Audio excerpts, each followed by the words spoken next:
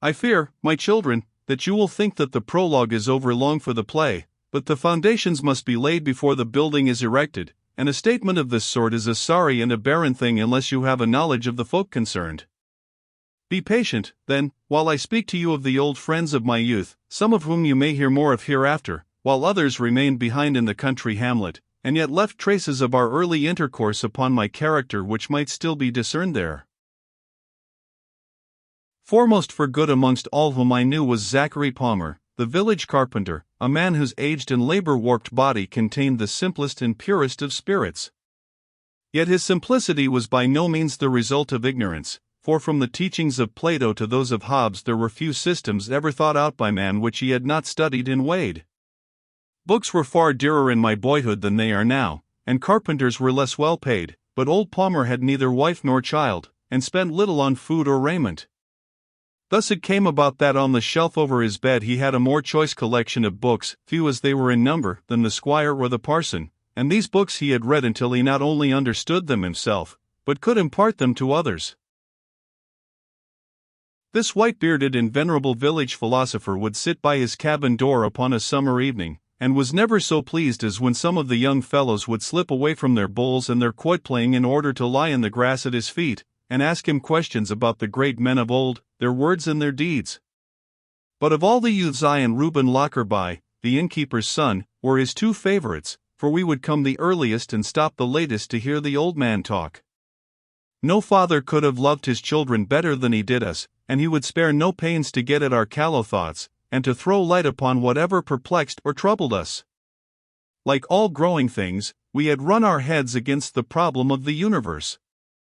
We had peeped in pride with our boyish eyes into those profound depths in which the keenest-sighted of the human race had seen no bottom.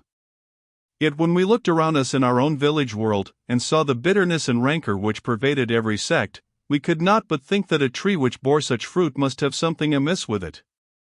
This was one of the thoughts unspoken to our parents which we carried to good old Zachary, and on which he had much to say which cheered and comforted us. These janglings and wranglings, said he, are but on the surface, and spring from the infinite variety of the human mind, which will ever adapt a creed to suit its own turn of thought. It is the solid core that underlies every Christian creed which is of importance. Could you but live among the Romans or the Greeks, in the days before this new doctrine was preached, you would then know the change that it has wrought in the world. How this or that text should be construed is a matter of no moment, however warm men may get over it. What is of the very greatest moment is, that every man should have a good and solid reason for living a simple, cleanly life. This the Christian creed has given us. I would not have you be virtuous out of fear, he said upon another occasion. The experience of a long life has taught me, however, that sin is always punished in this world, whatever may come in the next. There is always some penalty in health, in comfort, or in peace of mind to be paid for every wrong. It is with nations as it is with individuals. A book of history is a book of sermons. See how the luxurious Babylonians were destroyed by the frugal Persians, and how these same Persians, when they learned the vices of prosperity, were put to the sword by the Greeks. Read on and mark how the sensual Greeks were trodden down by the more robust and hardier Romans, and finally how the Romans, having lost their manly virtues, were subdued by the nations of the north. Vice and destruction came ever hand in hand. Thus did Providence use each in turn as a scourge wherewith to chastise the follies of the other. These things do not come by chance. They are part of a great system which is at work in your own lives. The longer you live, the more you will see that sin and sadness are never far apart, and that no true prosperity can exist away from virtue. A very different teacher was the sea-dog Solomon Sprent, who lived in the second-last cottage on the left-hand side of the main street of the village. He was one of the old tarpaulin breed, who had fought under the Red Cross ensign against Frenchmen, Don, Dutchmen, and more, until a round shot carried off his foot and put an end to his battles forever. In person he was thin, and hard, and brown, as lithe and active as a cat, with a short body and very long arms, each ending in a great hand which was ever half closed as though shutting on a rope. From head to foot he was covered with the most marvelous tattooings, done in blue, red, and green, beginning with the creation upon his neck and winding up with the ascension upon his left ankle. Never have I seen such a walking work of art. He was wont to say that had he been owned and his body cast up upon some savage land, the natives might have learned the whole of the blessed gospel from a contemplation of his carcass. Yet with sorrow I must say that the seaman's religion appeared to have all worked into his skin, so that very little was left for inner use. It had broken out upon the surface, like the spotted fever, but his system was clear of it elsewhere. He could swear in 11 languages and 23 dialects, nor did he ever let his great powers rust for want of practice. He would swear when he was happy or when he was sad, when he was angry or when he was loving, but this swearing was so mere a trick of speech, without malice or bitterness, that even my father could hardly deal harshly with the sinner. As time passed, however, the old man grew more sober and more thoughtful, until in his latter days he went back to the simple beliefs of his childhood, and learned to fight the devil with the same steady courage with which he had faced the enemies of his country. Old Solomon was a never-failing source of amusement and of interest to my friend Lockerby and myself. On gala days he would have us in to dine with him, when he would regale us with lobscouse and salmagundi, or perhaps with an outland dish, a pilau or olla podrida, or fish broiled after the fashion of the Azores, for he had a famous trick of cooking, and could produce the delicacies of all nations. And all the time that we were with him he would tell us the most marvelous stories of Rupert, under whom he served, how he would shout from the poop to his squadron to wheel to the right, or to charge, or to halt, as the case might be, as if he were still with his regiment of horse. Of Blake, too, he had many stories to tell. But even the name of Blake was not so dear to our old sailor as was that of Sir Christopher Mings.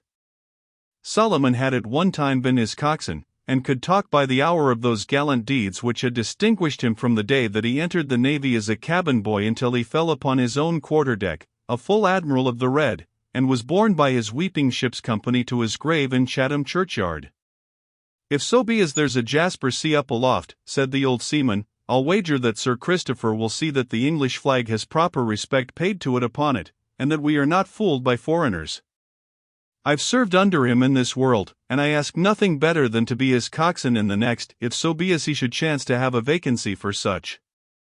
These remembrances would always end in the brewing of an extra bowl of punch, and the drinking of a solemn bumper to the memory of the departed hero.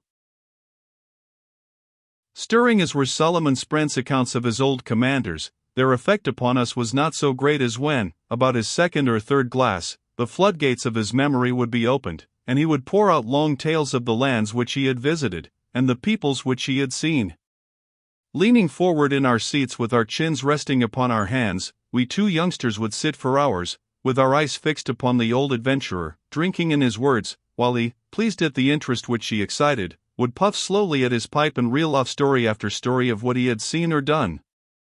In those days, my dears, there was no Defoe to tell us the wonders of the world, no Spectator to lie upon our breakfast table, no Gulliver to satisfy our love of adventure by telling us of such adventures as never were.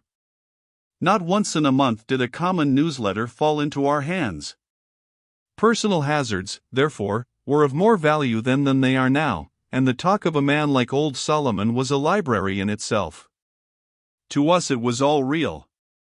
His husky tones and ill-chosen words were as the voice of an angel, and our eager minds filled in the details and supplied all that was wanting in his narratives.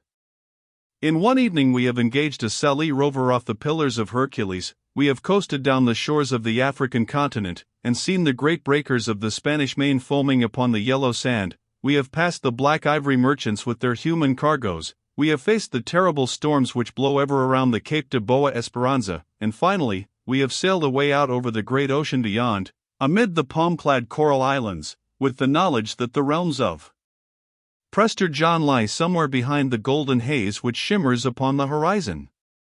After such a flight as that we would feel, as we came back to the Hampshire village and the dull realities of country life, like wild birds who had been snared by the fowler and clapped into narrow cages. Then it was that the words of my father, "You will find your wings some day and fly away," would come back to me, and set up such a restlessness as all the wise words of Zachary Palmer could not allay.